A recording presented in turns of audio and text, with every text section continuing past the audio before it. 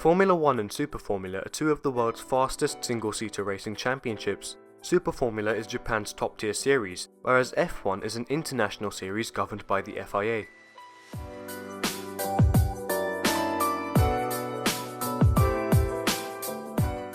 Let's start the comparison with the cars.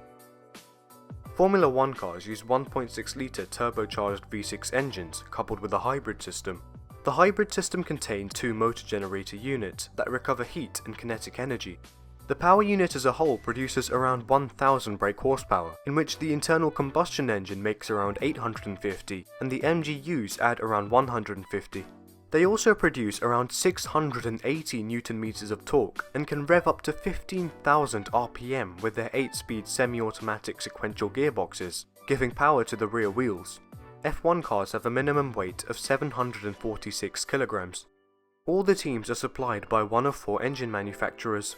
When the new technical regulations were introduced in 2014, there were huge differences in the power and the reliability of the engines, but now the four manufacturers' power units are a lot more closely matched. Most teams make the rest of the drivetrain components, such as the gearboxes, themselves, although there are a few teams that buy more parts from the four main suppliers. In comparison, Super Formula cars use 2-litre turbocharged inline-4 engines, producing around 550 brake horsepower and 460 Nm of torque. There are two engine suppliers that can add improvements to the engine over the course of the season. The gearboxes used are 6-speed semi-automatic sequentials, and the cars are also rear-wheel drive. Super Formula cars have a minimum weight of 660 kilograms. Formula 1 cars are heavily dependent on downforce. The complex aerodynamic devices are optimized for the cars to run in clean, undisrupted air, which makes it difficult for the cars to closely follow each other without losing performance.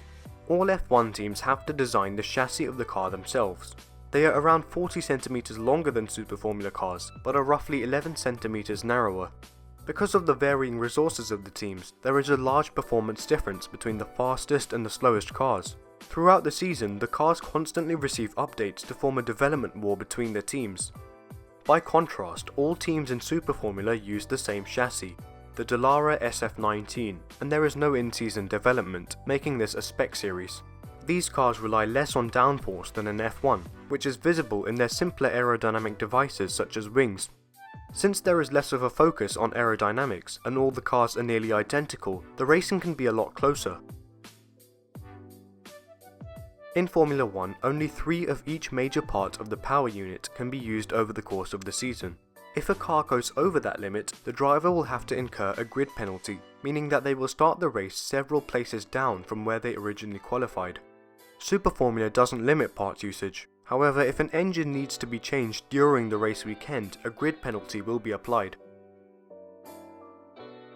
Both series make use of overtaking aids. Formula 1 implements the drag reduction system, or DRS for short. If a car is within 1 second of the car ahead and is on a straight with a DRS zone, a flap in the rear wing will open to temporarily reduce drag and therefore increase straight line speed. Super Formula, on the other hand, uses a system called the overtaking system, otherwise known as OTS. This gives the engine a 30 horsepower boost for a total of 100 seconds during the race. The drivers can choose when to use it and how long they use it for each time. However, they can't activate OTS for at least 100 seconds after the previous use. Now let's look at the venues the cars race at and the procedures of the race weekend. Formula 1 races on tracks all around the world, but only on FIA Grade 1 certified circuits, which also includes a few street circuits. Super Formula only races on circuits in Japan, on a mixture of both Grade 1 and 2. The only circuit that both F1 and Super Formula race at is Suzuka. Last year's pole lap for F1 was a 1 minute 27, while the pole lap for Super Formula was a 1 minute 36, giving a difference of around 9 seconds.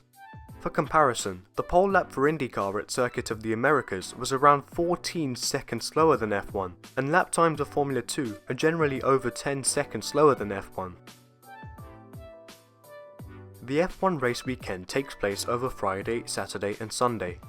On Friday, there are 2 free practice sessions that last for 1.5 hours each. Teams can test a variety of different things during practice, such as car setup, upgrades and race simulations. On Saturday, there is a third, slightly shorter free practice session followed by qualifying. Qualifying follows a 3-stage knockout format where the slowest drivers in each session are eliminated while the fastest drivers progress on to the eventual top 10 shootout. On Sunday there is the race. The number of laps is determined by the amount needed to exceed a distance of 305 kilometers, but the race cannot be more than 2 hours long. The Super Formula race weekend also takes place over Friday, Saturday and Sunday. On Friday, there is only one free practice session lasting 50 minutes. On Saturday, there is another free practice session, which is followed by qualifying, which also takes a 3-stage knockout format. On Sunday, there is a final shorter practice session, followed by the race. The number of laps is determined by the amount needed to exceed 250 kilometers, but again, the race cannot go on for more than 2 hours. Pirelli is the sole tyre supplier for Formula 1. Every race, there are 3 dry weather compounds to choose from: the soft, medium and hard. The soft tyre will offer the most grip, but also wear out the fastest, while the opposite is true for the hard tyre. Although this is how the tyres will be branded at every race, they are actually chosen from a choice of 5 compounds to suit the circuit. This system has been introduced to simplify the tyre choices for new fans. A treaded wet weather tyre is also available for heavier rain, while an intermediate tyre is used for damp conditions. Drivers must pit at least once during the race. Pit stops usually take less than 4 seconds and refueling is not allowed. Yokohama is the tyre supplier for Super Formula. As a new rule, there is only one dry tyre compound available, while a wet weather tyre is also available if needed. A pit stop is also compulsory and takes around 15 seconds, as there are fewer people allowed to work on the car. Refueling is allowed. The Formula 1 season takes place over 22 races. There are 2 championships, one for the drivers and another one for the constructors or teams. Points are awarded using the FIA standard point scoring system, while an extra point is given to the driver who sets the fastest lap of the race if they are in the top 10. In comparison, the Super Formula Championship takes place over 7 races. There are also 2 championships, with one for the drivers and one for the teams. The point system has been changed for 2020, making it the same as the one used in Super GT. The top 3 drivers in qualifying get extra points. Pole position scores 3 extra points, second place scores 2, while third place gets a single extra point. Something interesting to note is that Super Formula is often used as a feeder series for drivers to get into F1, although Super Formula does have its own separate feeder series ladder. Some examples of drivers who have raced in Super Formula before going to F1 are Pierre Gasly, Stoffel van Dorn, and legend Michael Schumacher.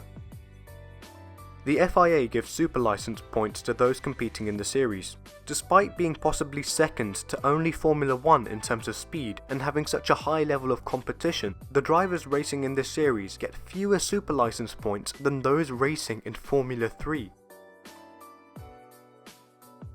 Finally, let's take a quick look at the teams competing in both series. The teams competing in F1 vary greatly in size and wealth. There are some major manufacturers and works teams such as Mercedes and Renault, while there are also smaller independent teams. The budgets of the larger teams near $500 million for a season, while the smaller teams have budgets in the region of around $100 million for a season. For 2021, a budget cap of $175 million will be introduced.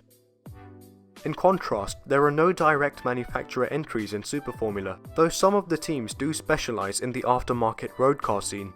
The annual spending of the teams is not publicly specified, but I would estimate it to be significantly less than an F1 team, perhaps ranging from a few million to tens of millions of dollars. That marks the end of this comparison. If you have any further questions, please leave a comment below.